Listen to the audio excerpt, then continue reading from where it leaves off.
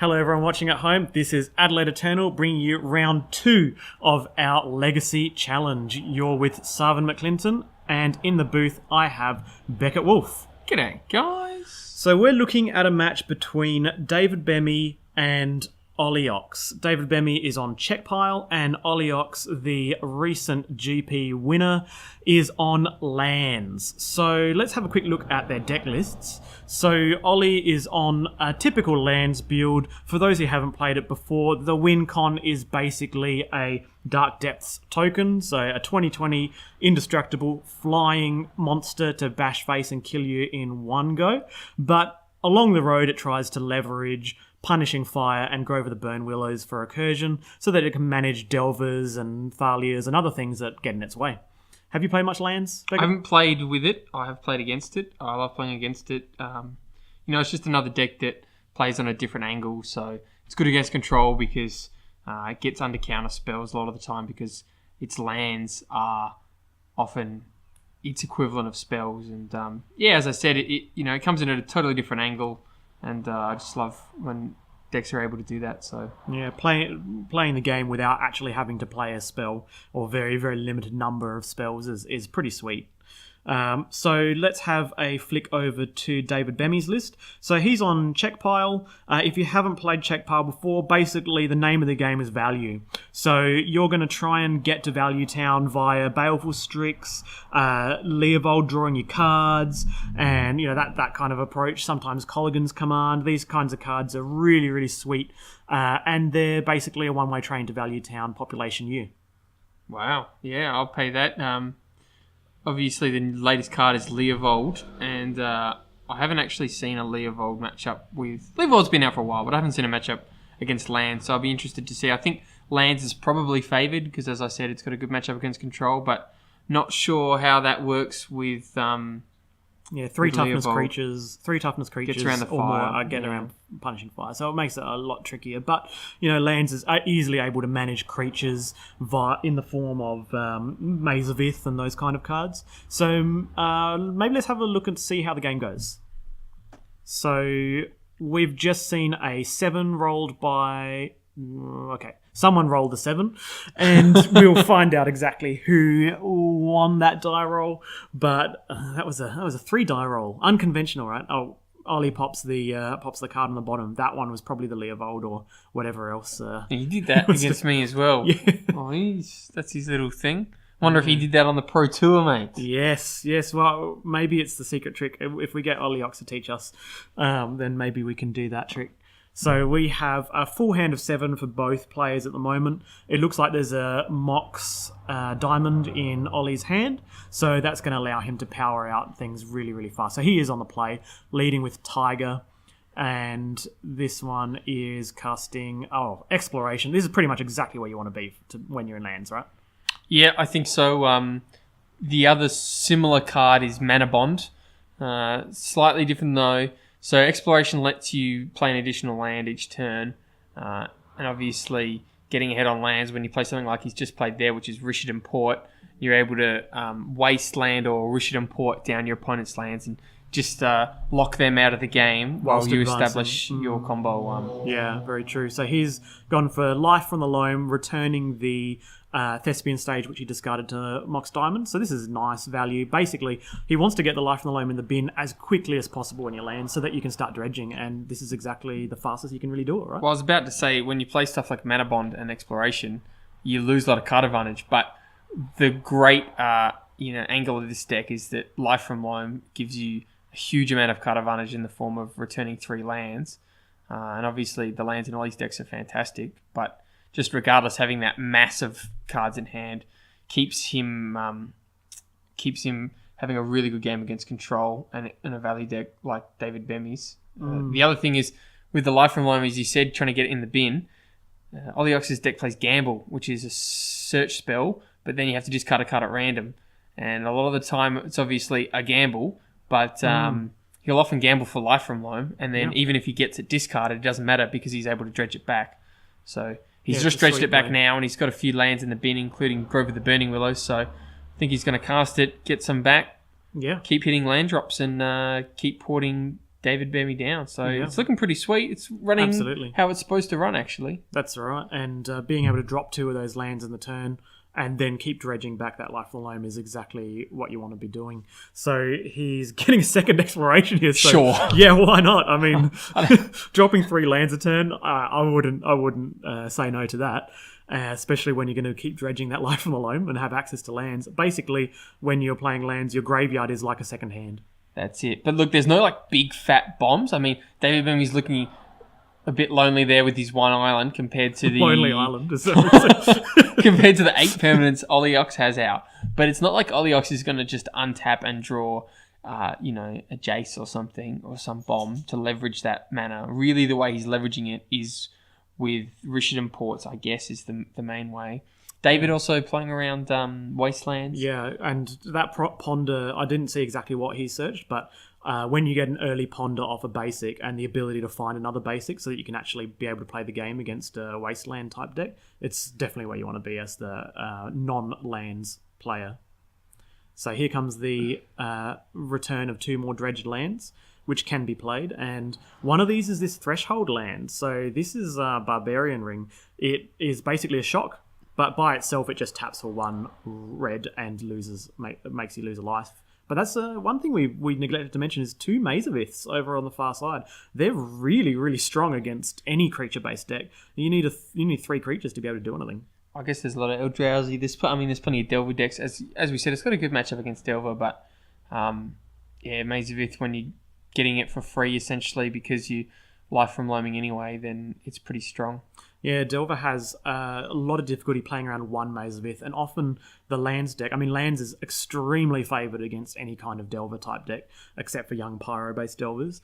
And the ability to Thespian stage a Mazavith and basically have access to 2 of them or more is just backbreaking. That's right. Runs Crop Rot as well, so it can search them up and just part of the versatility. I mean, he also runs Tabernacle, I think, which is pretty disgusting versus any creature-based deck. Bemi, obviously not on a creature-based deck, so I don't know how good they're going to be. Although even against control decks, or non-aggro decks, sometimes their final bomb win con will be a creature. Yeah, he's definitely on a creature-based deck, though.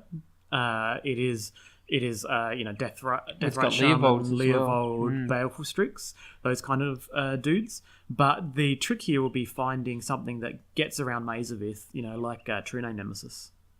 That's exactly right. True Name Nemesis is a tough one to beat. But I don't think he has it. No, and the lands is typically very slow and it will lock you out and just try to deal with any threat. I remember it used to run in Snaring Bridge a lot more often. I don't know if Oli Oks' list still runs it. It's a bit old school. It's old school, It's yeah. before Dark Depths combo, but it used to be that sort of idea where you just actually totally lock them out and then punishing fire them to death. Yeah, and here... Ping in 1 a turn, so... Here David has to cast a Force of Will on a critical Life from the Loam, simply because it would have returned Dark Depths and allowed Oli to basically win the following turn. So it's a losing battle, because once they have that in their graveyard, they're going to be able to keep dredging that Life from the Loam every turn. And this is why David really, really wants an access to an early Deathrite Shaman. Deathrite Shaman's really, really hard for lands to play around once it's active, because it can get rid of that Life from the Loam. Totally agree. The inevitability of the lands deck. And this is also where you see how important Wasteland is, not only in lands but against lands, because surgically striking a Thespian stage, copying Dark Depths to disrupt the combo, or hitting Mazavith to allow you to bash are really crucial ways of being able to interact with them. And David's going to have a hard time dealing with either of those. Well, I'm wondering why he's running Scalding Tarn, Sarv. Do you think... Scalding Tarn's probably the most expensive of the fetches, but do you think he just didn't have one of the on-colour fetches to search up a basic forest? I think he's maxed out on the other fetches, and in his deck, he does have 1 Wasteland. In his deck, he doesn't have a basic forest, and you do see that quite often with these decks, where it's really just this predominantly blue-black deck, with a little bit of green to make Leovold and to exile creatures off Deathrite Shaman, and a little bit of red just for Lightning Bolt or Colligan's Command. Well, there's a thread out now, Sarv. I don't Does Leovold trigger on the ability of Maze of Ith, or is it just a spell that targets him that you get to draw? It's any time you would target anytime you would target a permanent or you. For some reason, I'm losing the words of how to say that. You. Yeah, it's either targeting yourself if something targets you or a permanent you control. So saying it that way around makes a lot more sense, doesn't it? Yes, but will the Maze of Ith hit it, or is it only a spell? Because if Maze of Ith is able to keep it down, then Leovold's not going to do a spell, huge amount. We'll get our tech team onto that and find out exactly what it is. It is.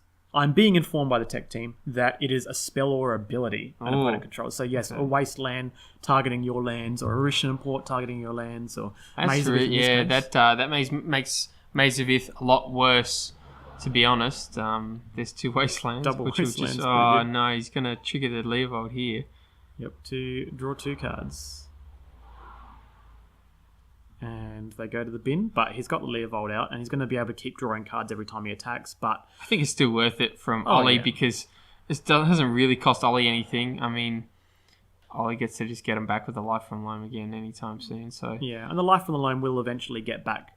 Probably on the next upkeep, it will get back the next draw phase, the Dark Depths, and we'll be going off to the races. But here's Liliana the Veil is just going up. And this allows you to have 2 -2s to get rid of creatures on your opponent's side. But the issue is that the Dark Depths combo works at instant speed. Mm-hmm. Lily is definitely one of the only ways that David can interact with the Dark Depths, other than maybe... I mean, if he chump blocks with a Strix, survives a turn, and then plays a Lily, it almost seems worth holding Lily in hand so that... Because upping Lily doesn't really do anything. I would agree with you, except for the fact that there's Wastelands. So once he's been taken off his second black source, he might not actually be able to play that. But you could even... I guess Port makes it difficult as well. I was about to say, you could even just hold the Underground Sea in hand as well. And just say, look, I need to beat this Dark Depths. That's the only way I'm going to be able to do it. Unfortunately, playing around both Rishan Port and Wasteland is really tough to get a 3-mana spell out.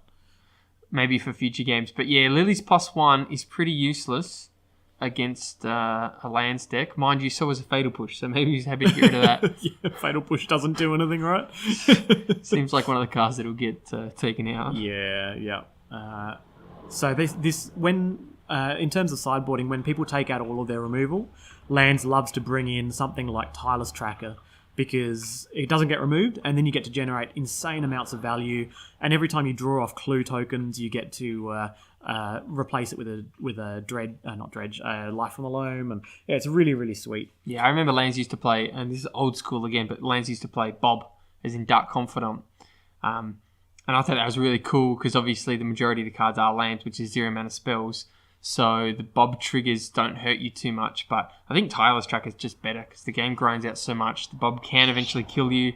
Tireless Tracker interacts with lands a lot better, and it is a win con, as you say. Yeah, and you've seen Oli recognise the fact that card advantage won't beat him, but the time is the issue. So that's why he's just continually wastelanding David off his lands.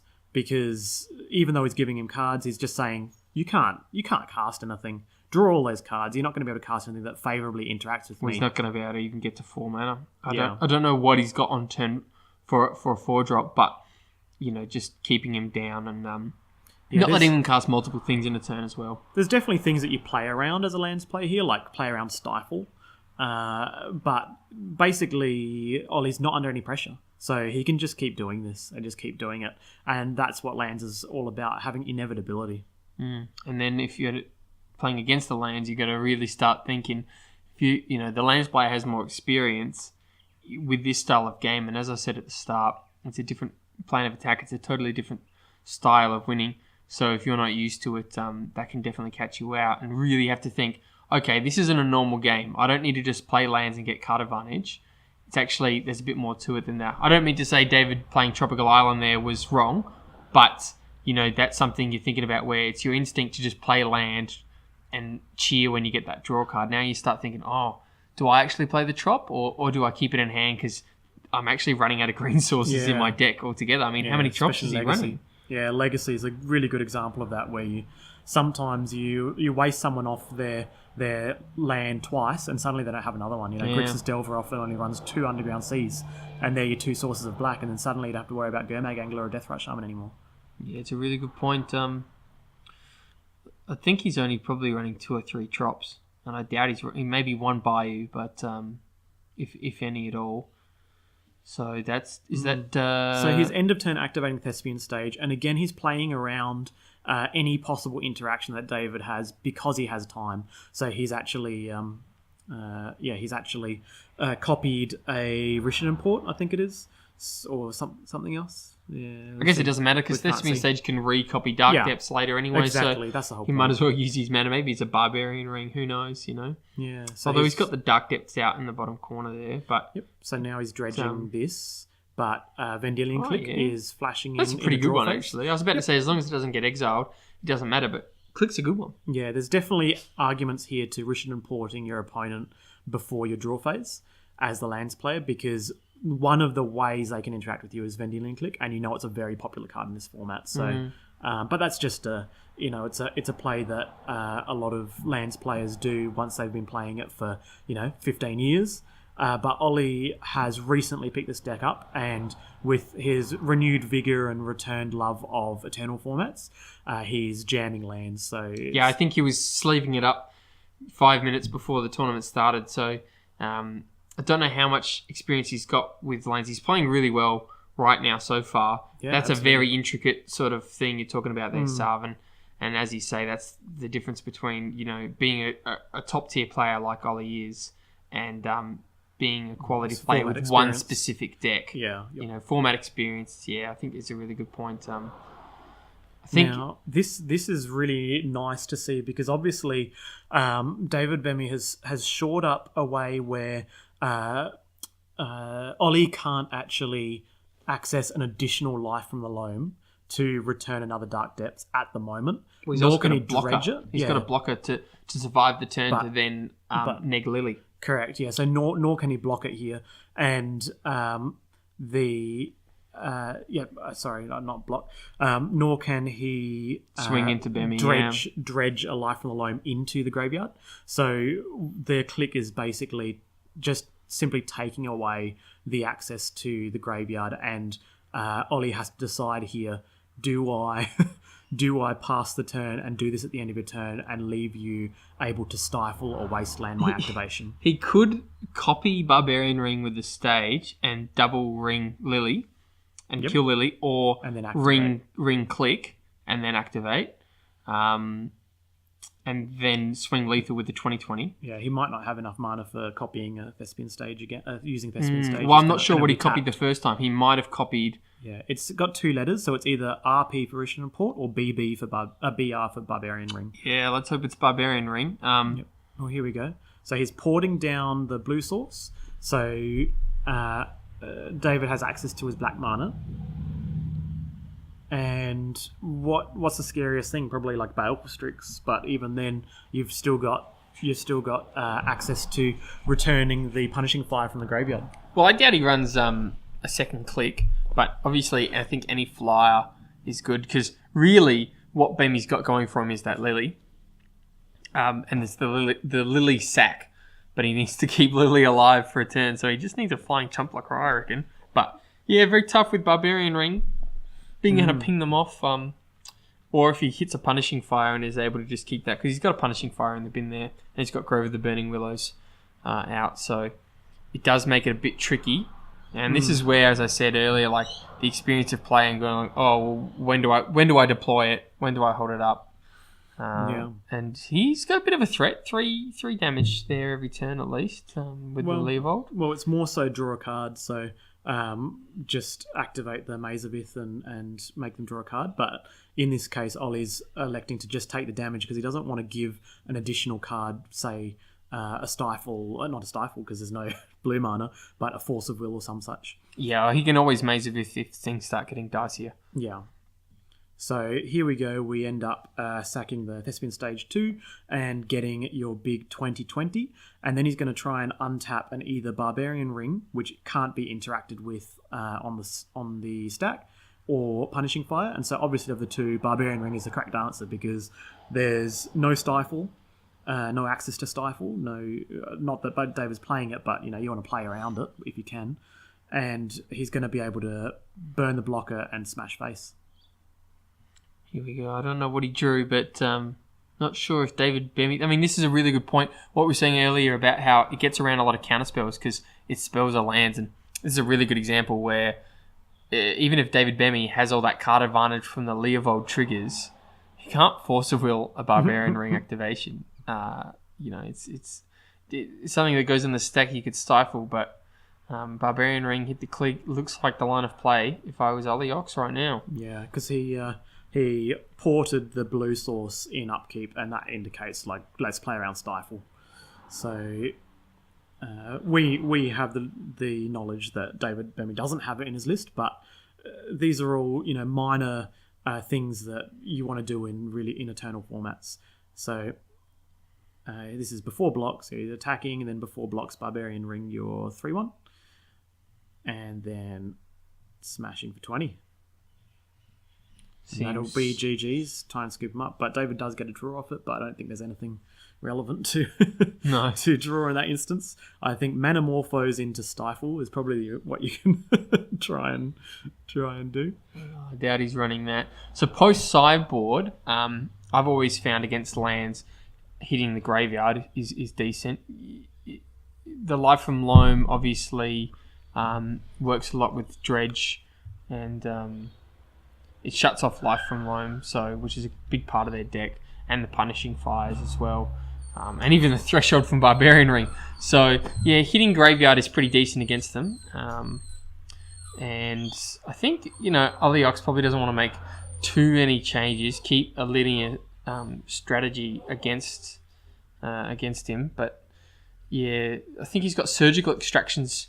David Bemi does, so surgical on a lot of spells, like surgical on Dark Depths or on Thespian Stage is another win con, or not a win con, but another way of stopping Oli Oks and forcing him to go to that old school style Magic where he wins with Punishing Fire or something. So I think Oli Oks is probably going to be scared of Graveyard Hate. Well, yeah, that's the best way to interact with them, right? And we can see he's bringing 4 cards, Ollie. Is that what I'm saying? Or taking out 4 cards? Can you tell what that is? He's put them all face down, and they're sort of off camera a bit. But I think David Bemi sides in surgical extraction. Oh yeah, 100%. So generally, you have things like Ghost Quarter is it's in the main deck. Sorry, looking at his sideboard, Drop of Honey. That's something you bring in against Delver decks. Do you bring it in here? He didn't see many creatures, so he's probably assuming that David's on a control deck, but in reality it is a creature-based deck, and killing... You can use Drop of Honey to kill Deathrite Shaman really early. It's basically a 1-mana removal spell for the Deathrite Shaman, and Deathrite Shaman is your nightmare when you're playing lands. Not that it's too relevant here. I don't think it's sided in, but Sphere of Resistance 4 times in the sideboard from Oli Oks. Really cool. As we said earlier, because he's not casting spells. It's not that he's running, particular like a shop style list at all, and he's got all this excessive mana. It's more just because he doesn't run that many spells that he's able to sphere.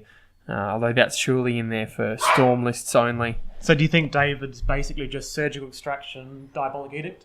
I think he's, he doesn't want counter spells, so he doesn't want Fluster Storm or anything.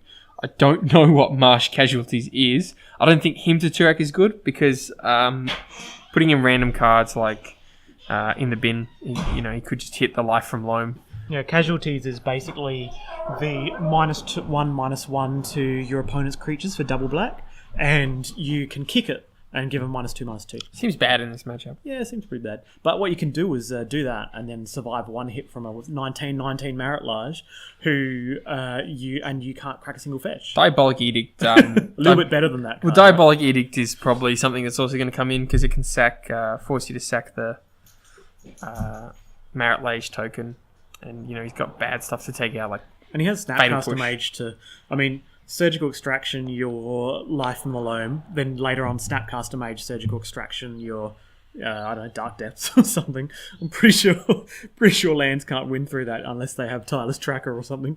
Oh, I was saying before, old school Punishing Fire win.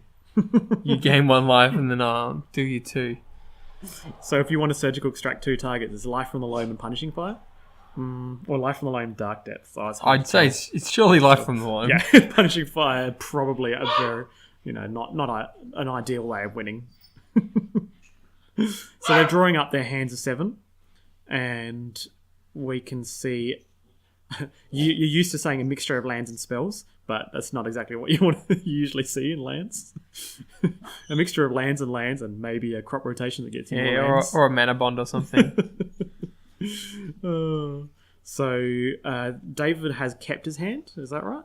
And he's on 7? Yeah, I think so, and Oli Oks going down to 6. Going down to 6 Although on the draw. I played against Oli later, and I think we both mulled to 4 or 5, and we both laughed saying, it's better for him than it is for me, because Oli often ends up just dumping his hand with a mana bond or a gamble into the graveyard anyway, and if any deck's going to be able to get back from a tough mull, it's going to be lands, I think, so... Yeah. So he's got a Mox in this opening hand and a Crozen Grip. So I don't know what he brought the grips in for, if that's a Crozen Grip that I'm seeing. Well, he's got 3 in sideboard, so you might not be going crazy, but I don't know why he'd bring it in. Maybe for artifact hate, like Grafdigger's Cage or Pithing Needle or something like that. Yeah, Pithing Needle or even Spellbomb or something, although it doesn't seem great against Spellbomb. The split second is decent if someone's playing something like that, because obviously they can't activate in response, so could be for Spellbomb. Not going to be great against Surgical Extraction or... No. This is why Surgical Extraction is such a popular sideboard card in Legacy now. I mean, many decks are rocking 2 to 3 of them. And it just really hates there's Black heaps Red of Reanimator. Yeah, I was just about to say there's heaps of Reanimators well out there now, isn't there? So this is down to 5. And there's a Grove of the Burn Willows on the far right. And then 4 cards that I don't know. Can't see them. Maybe Dark Depths, Thespian Stage, and Grove of the Burn Willows, and Richard Port. He's shuffling through the hand. I think I identified 4 of the cards, maybe. I'm certain of 3 of them, but not of the 4th one. So let's see. Cracking Fetch here. Do you just go for a basic on turn 1? You don't want to get locked out of the game, right? I think so. Yep, that's confirmed. And then Ollie just Richard imports it anyway. Yeah. Oh, I hate that feeling. You play around Wasteland and then they port you. You play around Port, you get Wastelanded. Yeah, or you play around Wasteland and then get Wastelanded because you top deck a non-basic land anyway and you play it and then you've switched yourself off a certain colour. When if you just got non-basics from the start, you could only get switched off 1 colour instead of 2. Yeah. It gets complicated. I think playing around Wasteland is pretty correct. You play around Wasteland as much because Richard Port you can... Yeah. It's well, here we've got Deathrite Shaman turn 1. It might actually be quite a swift game. If this Deathrite Shaman is allowed to live and not through choice, then it's going to be able to systematically remove... Life from the Loams, or prevent him from ever playing a Life from the Loam, which is really exactly good. Right. That's why Punishing Fire, a big one as well. Punishing Fire's in there a lot for Deathrite Shaman because the deck struggles against Deathrite Shaman. I mean, we were saying that Graveyard Hate's really strong against lands, and that's exactly what Deathrite Shaman does, on top of ramping and all the other things it does. So when you have a double exploration hand, whoa. We'll just assemble the pieces there. Let's just play some magic. Play it. Yeah.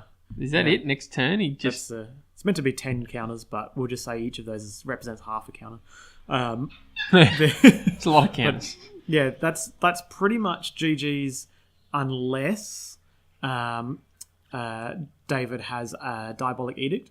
And when you're in Ollie's position here, you're in a mull and your opponent has a really swift Deathrite Shaman Leovold, there's no reason not to... You can't play safe. You just got to do it. I wouldn't wasteland I here. wouldn't wasteland here because, so Thespian Stage costs 2 mana and tap it. Yeah. So 3 mana really to activate. So I think he was toying with the idea. But, of course, he just wants to do it end of turn. Yeah, trying to shut your opponent off mana, letting them have a card off it as well, and then still having a Deathrite Shaman to still generate mana it's really hard to win against that position. That's exactly right. I mean, you're switching a Deathrite Shaman anyway, so... So it is going to be an end of turn activation, my feeling, but and David doesn't have to worry about he does have to worry about tapping off 2 mana because it's the whole Diabolic Edict's fear, but I really don't think Oli's going to be playing around it because he's priced into having to act. You can't not act on this. So it's bought David a turn, which is good. It's fine, you know. Definitely bought him a turn and a turn with the Marit Lage out, more importantly. Yeah, assuming he doesn't have Diabolic Edict in hand. So we can't always draw the nuts, all right? We can't always draw the perfect pieces. No, I like Edict, actually. I haven't seen it in too many lists. It's strong. Hits true name as well. Yeah. So here we go. Activating Thespian Stage, copying Dark Depths, legendary rule, state-based effect, puts them both in the graveyard, and obviously triggers the ability of putting the 2020 into play. Yeah, a lot of people aren't sure if it puts 1 in the bin or 2 in the bin. The way it works is 1 dies to the legend rule, and the other one gets sacrificed to the ability. So they both go to the bin. Is that correct, Sal? Yep, you got it. So now we have Second Grove of the Burn Willows. And but no fire. No fire, but here we go. Here's the Death Touch 1/1. Of course, Outrage is indestructible, yes. Yep, that's how it works. And then we got a Wasteland and Port You, which is, it still doesn't take him off Diabolic Edict, but it is, it's something. It takes him off Liliana if he doesn't have a land in hand, right? Yeah, and it's definitely correct to do, and that's what he's playing around. So, well, giving him cards is what you have to do. See, Oli already primed and ready to Rishon Port. Yeah, tap it, draw you a card again. David just checking. Do I have Diabolic Edict in hand to do? You should draw an additional card as well. Draw for the turn. Of course. Yep. That's how it works. I think they're still deciding on how many cards you've drawn, but yes, that is how it works. And now we have to try and draw Diabolic Edict, right? You need land, Diabolic Edict, or land. Well, don't even need land. Land Lily. Baleful Strix will do it. Yeah, Land Lily. You need either Baleful Strix or he's got Shaman, Land of course, Lily or Diabolic Edict. There's 3 outs there. So obviously he doesn't have one of these because he's thinking. He is on 21 life because of the Grove of the Burning Willows. So there is the chance that he just buys another turn. Takes a big old beating. I mean, look, that's another reason why Shaman's decent, I guess, is you can maybe eat something and hope to just play a green source. No, there's no creatures in the graveyard. Yeah, here's a Wasteland. So the hitting the Rishon Port is probably correct here. Because now you have redundancy with 2 groves, so don't bother hitting one of the groves. And now he needs to play...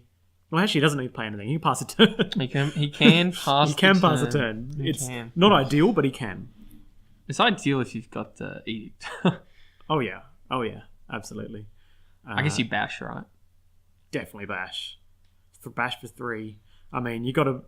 We're talking about how to not lose the game, but we still got to win the game, right? That's very true, Sarv. That's very true.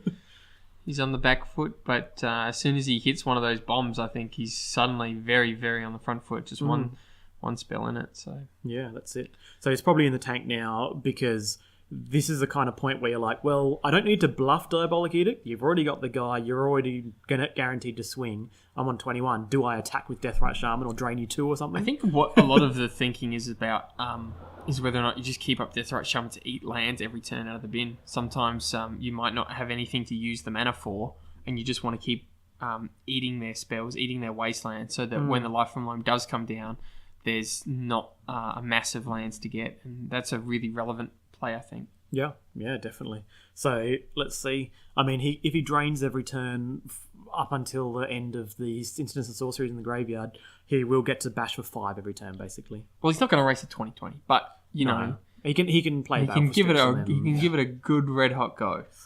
Oh, there's another one. 20 counters. Yeah, it's 10 counters, right? 10 counters. Okay. Was there no activation of Deathrite Shaman end of turn? Is there anything in the bin to eat? There's a Baleful Strix. There's lands, but there's nothing else. I think it's still worth eating. Just Port. Just eat a land. Just eat a land. It's not like you're going to run out. There's times where you don't eat a land because you want to surgical it away, but you can just eat the not as good lands. And here we go. We've finally found that piece. So it's because he didn't have the additional land. No, he had Wasteland. So he had to have drawn this now, because otherwise he would have just played it last turn. Because he would have just been able to tap Wasteland for one colourless. So he had to have drawn Lily off this particular draw step. I'm going to go ahead and say that... oh, look, it's pretty lucky, but he played it well. He realised he could take the bash and realised he could jump and survive. That's what control does, right? And he had to draw as many cards as possible to get exactly there. right. And that's what you do. You just make sure you remember all your triggers and remember that your things trigger every time you get a Wasteland or a Rich Report hit. But look, Ollie's got the Dark Depths out, and he could just hit another. He could just hit another Thespian stage. Well, Ith is going to delay this win quite slow. It's going to make it quite slow. He's only going to be able to drain for 2 every turn off Deathrite Shaman. Oh, he can't fetch because he'll die? Yeah. Because it's on 1. He discarded it to Lily. Discard to Lily. Okay. Yeah. I thought he just... No, he discarded to Lily. Lily went up to 2. Yes. So surgical hitting... Oh, Dark Depths. no, because Dark Depths is already in play. You hit Thespian stage. Yes. And now you basically can't win. Yeah. Oh, you could manually get those 20 counters off. Yeah. With not against 5 a turn from the 2. Oh no, sorry, not 5 a turn. 2 a turn. So actually, it's 7 turns. 7 turns, not going to get you there, but. And the other useful part that people sometimes forget about surgical extraction, and this is coming from often a vintage point of view, is the fact that the information that surgical gives you is huge. I mean, when you're in vintage and you're surgicaling something that there's only one of, and your opponent says, "Oh, there's only one," and you're like, "Oh, yeah, there is only one." But I'm going to look at your hand, and I'm going to look at your graveyard, and I'm going to look at your library, and I'm going to see what you sided in, and I'm going to know what kind of person you are, truly deep down inside. Yeah, I'm going to see that one card that you've put in that's your spicy tech that you think is really, really strong and is incorrect, and I'm going to play around that now. That's it. See into their soul. Wow. So when you know someone's sideboarding, you know them as a person. It's important. It's an aspect of Magic people often forget. Everyone wants their spicy tech to be windmill slam to win the game. They don't want it to be like your opponent destroying you with a surgical extraction and then look through your deck and be like, "Oh, why are you playing this? I guess I'll play around that now." Oh, you got Notion Thief. Okay, I'm never casting this spell. I'll just win the other way. I'm not going to give you a free win. I'm not going to cast Brainstorm. Here's just the untap your guy, give you a card, but save 3 life. God, Leovold's annoying, isn't he? Leovold is a jerk. Like, when you got Leovold on your side, it's basically the best feeling, right? But when he's on the other side of the battlefield, you're like, how do you have any friends, Leovold? Like, seriously. You're such a jerk. Why am I not allowed to play the game of Magic? Well, you are. Well, yeah, it's not very fun. It's just not efficient. You're brainstorming on the opponent's turn to just see 3 cards deeper and find a lightning bolt, then put 2 away because he didn't find a lightning bolt. Feels bad. Not a play I would advocate, but sometimes you just have to do it. Well, you can't draw extra cards, right? No, you can't. You can't draw more than 1 card a turn. So you can brainstorm on your opponent's turn and put 2 back if you want to. It's like the worst Stack Fade and Activation you've ever seen. You don't even dig 3 cards deep. You just look at 1 card, hope it's lightning bolt, then put 2 cards back and offer your hand to shake. So what's he forced? Oh, he's supposed to Crossing Grip, but he can't. It's got split second, right? But what was he Crossing Gripping? I believe he was just discarding the Force to Liliana +1, and then he was exiling one of the... No, that didn't make sense. No, it looked like a... It looked like Force going in the... But he would have lost a life to Force anyway. Yeah, so he's not casting Force of Will. It was... Maybe it was just discard and then eat. Yeah, maybe it was discard at end of turn. Because he had 7? No, he didn't. Okay, we don't know. We don't know what that was. We obviously had a memory lapse because we were thinking so much about the juicy surgical extraction plays. But... we got lost a bit there. So. We did. We apologise to the listeners and the viewers. Peering into people's souls is obviously not something you should do whilst playing a game of Magic because it doesn't work. Or commentating. Or commentating. Or so memorising the last time you did that. So this is a bash down to 6 because Maze of Ith is gone. And...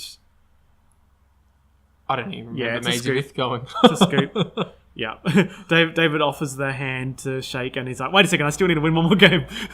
Well, look, I think it's still a testament to Lands, though, that off a multi 5, it was able to deploy a quick threat. Yeah. A quick 20 damage, indestructible flying. Absolutely. It's not something to be laughed at. And again, I don't want to say David got lucky. I don't like using that term at all. But no, he definitely grounded out, and yes. just ensured that. I mean, I don't think it was luck there, because what happened was he drew as many cards as he could off Leovold. He drew as many cards as he could off no, that's Leovold, right. He played, and then tried to find Diabolic Edict. He played to his outs, but it is scary when Lands can do that off a multi 5, and he did have to hit something like a Lily to stop it, and it's really scary. So I think. If you add the stats up, he's got 4 Baleful Strixes, 3 left in the deck. He's got 2 Diabolic Edicts, and he's got two Lilies, Surgicals, so 1 Lily. Surgical doesn't deal with the guy that's already on the battlefield, but that's a good point. Yeah, and so that's ceiling something like of a 6, deal. Yeah, 6 outs or something, and then he drew a whole bunch of cards off Leovold plus draw steps, plus took 20 to get an additional draw step, and eventually found one of those outs. I'd be happy with any of them. I mean, he got there, so you just got to play to your best of your ability and maximize your odds. And he maximized his odds, and he on the last draw step needed found Lily. No, that's right. Sometimes when you're playing against Lands, it feels bad because you're getting wasted and you're losing card advantage, chump blocking and stuff. And then you finally find the spell you need, like Surgical or Lily in this case. And then you look up and you realize your opponent's got no cards in hand and no graveyard and no win cons left, and you're like, oh, I just win. Maybe that was more fair than I thought. Yeah. So I hope that Oli went back into the sideboard there. I think he did, but taking out Crows and Grips is probably what he wanted to do now that he's seen that his opponent isn't just a pure control deck; it is check pile, and he doesn't have that say Pithing Needles and other types of specific control-ish answers. Yeah, exactly. Or Delver. Exactly right. Delver plays, Pithing Needle because it's small. Or just any sort of artifact to, such as a spell bomb. Yeah. Yep. So we have more shuffling. I think they changed something. Well, Lands is it's not quite as percentage strong as Dredge, but I think it's always going to have a much better game 1 than it is sideboard. So. Very, very normal to see Lands take out game 1. But who do you think is favoured in this game 3? Game 3 with Lands in the play, I would say if David Bemi mulls aggressively into Surgical Extraction and this kind of interaction, then he would be favoured. But because you don't just want to mull for these corner case cards, I would put my favour onto Lands. Yeah, it's tough. Like you mull trying to find a sideboard card, and you find Surgical, and you actually need Lily, or vice versa. And then you find that it might just be better to keep a handful of preordains. Yeah, exactly. And sometimes you have those hands where there's a variable like it's a really good hand, but it hinges on all non-basics, and then they end up having the Wasteland hand, or it could pay off, and it's because it's a really good hand. It's perfectly fine. So there's a lot of variables, and he's going down to 6 here, and Oli is on 7. He's got a Dark Depths in hand as well, so it looks like we have a real game on our hands. Yeah. Leovold's actually been a lot stronger than I thought in this matchup. Yeah. I've been really impressed with that. I thought it's probably only really good against control lists, but no, it's been really, really strong. Even free draws. Even against the deck that you'd think is not very interactive. Yeah. Now, this is a critical part that sometimes people in Legacy, they don't know exactly what to counter, they don't know what to Force of Will and so on, and I have found that whilst people love to save up for that last, silver bullet answer, it's pretty much always correct to just Force of Will their Exploration on turn 1. Obviously, a Force of Will there. Gamble's another one. When you think, I'll let them lose the card advantage, potentially lose the thing they gambled for, and then force it, and then they actually gambled for a land, and you can't force it. Or they gambled for Life from Loam, and they're happy for you to counter it anyway. Yeah, that's it. Like sometimes you're countering Life from the Loam as a speed bump. It feels so bad, but you're countering the enablers and exploration and crop rotation's a good one. Yeah, crop rots are basically any Do you land think in he your might deck have decided that you out can counter. Crop rot? Does land side out crop rot, or at least a crop rot against control? I think that when you're on the play, you want to still be as fast and explosive as possible. And in my opinion, I think that Oli's deck is basically the same 60 he presented at the beginning, bar one card maybe. It's probably perfectly geared towards playing against this kind of deck like Czech Pile that's quite slow and control-ish. Yeah, I'll pay that. Be proactive. He's got the Dark Depths. He didn't have a big old bomby mana bond though. No, mana bond and explode, you just definitely want to counter them. Force them any day. Once they get that loam in the bin, or once they get their lands out on the table, yeah, good luck. You can't really do much from there, right? Aside from your Singleton Wasteland in the deck, which is what David Bemi has, and he has no stifles, so it's going to be a hard time. But here we have a turn 2. The game has gone longer than you would expect, and I say that mainly because the first 2 games were exploration. So really, really fast openers. But this is kind of fair magic right now, for the moment. It looks like it. If you just coming in, and this is why I play Delver, because Delver is basically Czech Pile minus your big Jaces and other slow cards, and plus 4 Delvers. It's basically the same deck, right? And you also get Daze and Stifle and Wasteland.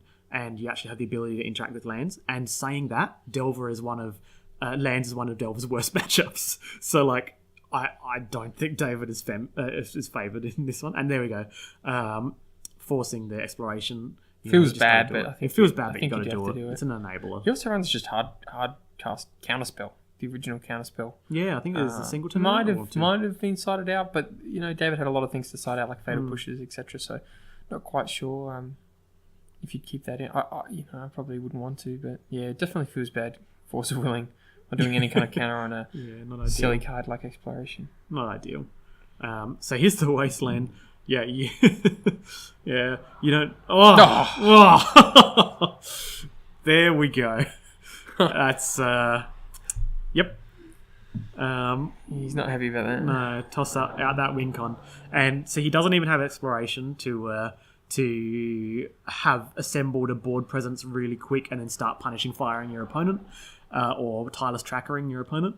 He has had no Exploration, slow hand, and your win con gets exiled. Look, punishing fire win con sounds like a bit of a joke, but when lands can get in this position where it has Life from Loam active, and you just go Life from Loam Ghost Quarter all day, and you have an Exploration out, and you just keep Ghost Quartering, and you keep them literally on 0 lands. They play a land for turn, and then you Ghost Quarter it straight away, and you can Punishing Fire.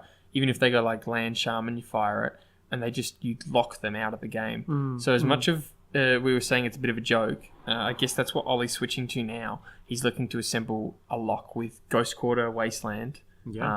And David Bemi will eventually run out of basics. Run out of lands, It's funny because really no other format that we talk about can say, "Oh, I ran my opponent out of lands from their deck." But in Legacy, I mean, it's definitely not common, but it is a game plan. It's one that you can switch to in, so for example, lands with 4 wastelands, some Rishon Imports to slow them down and not let them play anything to threaten you, and then gradually Ghost Quarter them out. It's Does he have any other win con besides any other thing that does damage or mills deck? Or anything like that in his list? No, it's really into the Punishing Fire. Can he copy a Creeping Tar Pit of David's or something like that? Oh, can you imagine that? He goes, I have no win cons, but I keep playing the game imagining that I have win cons. Then your opponent plays a win con and you go, you've activated my copy your land win con card. And you never know. You do never know. Yeah, unfortunate, but it's probably not going to happen here. So we've had all the Dark Depths exiled from the deck, and we're going into Oli's turn, and he's obviously presenting the fact that he can still win, and that's where you get a little bit worried. You just go, well, are you just playing it out, or do you have a tireless tracker in here that I have to worry about? I wouldn't scoop, but there's a really good point. Tireless tracker is something, and I think tireless tracker is really good for that reason, because not only is it good post board when they take out their kill spells, etc., but just as an alternate win con, it almost is another way of playing around surgicals, etc. Like putting in Crossing Grips to destroy their graveyard hate. You could also just put in Tireless Tracker to present a different win con on another angle. Well, when your Dark Depths are gone and your Punishing Fires are gone, they get tired. Quick win con as well. The Tracker doesn't get tired. Tracker is a very quick win con. He's tireless. He is. Yes, that's it. So we Rishon Import, Trop, and basically pass back. So basically, this Rishon Import is basically time walking. Essentially, time walk, and you can draw a card, and your opponent is allowed to draw a card. Seems pretty good. Yeah, I'd play that. I'd play that for 2 lands, not just 2 mana, but not a card. So he's copied using Thespian Stage. He's copied something. Rishon Import, right? Gamble. So here we go. Let's try and find the thing. This is. I was about to say this would be really interesting. Oh man, force pitching Snapcaster. Oh, it feels so bad. Like he's had the 2 mana definitely open. Do it though, right? Yeah, he's had the 2 mana open to threaten the fact that he can snap surgical. But I mean, I think you just let the gamble resolve, because then there's a Punishing Fire that doesn't get any targets. Finally, he Punishing Fires something. And you don't know. It could be Tireless Tracker. You never know. I think it's Character Force there. I mean, that was probably really Oli Oks going, let me look at my deck and see how I win. But the other one is that you get a Snapcaster, you get a 2/1, and the 2/1 keeps bashing face. So that's a good point. Like even if you don't surgical the thing. Barbarian Ring forever is a win con. Barbarian Ring does kill Snapcaster Mage. It also kills face. It does. You got to have some pretty sweet Life from the Lane recursion there. You do. It happens. And make sure you have 7 cards for Threshold. So he's cracking the fetch now main phase. So this means a threat. A threat's coming down. It could be a black source finally, so that he can actually cast a Deathrite Shaman. Leovold, maybe. Well, yeah, this is his land for the turn, so he can't play Leovold. If that was it, he'd just pass the turn back with a fetch. So I feel like this is Deathrite Shaman, but I might be wrong. Baleful Strix. Whoa! The beats are on, guys. 16 turn Clockaroo. That's it. Yep, and that's going to be... That threshold got to get pretty high. There is a Horizon Canopy, though, to draw an extra card, so... look at that. Okay. You know what's really good about Tabernacle? It's basically a Wrath effect. Basically a Wrath effect. Maybe 5% of the time when people forget the triggers. Yeah. Yeah, I think I'll Wrath you on board. And you're like, I guess that Wrath's my board. I had 5 mana, but it Wrathed me. It can get difficult to pay for your critters as well when you're getting wasted to death. And I assume that's just Ollie scooping, so... Yeah, he's just identified, like, he's not going to get to Threshold and he's going to keep bashing with this 1/1. It's it's not the best position to be in, but that was a pretty interesting game. It's really I'm keen to see how surgical you can be with Surgical Extraction, just exactly the right time on exactly the right target. Thank you very much for watching, everyone. We will be back with round 3 next. We're Adelaide Eternal. Thanks. Thanks, guys.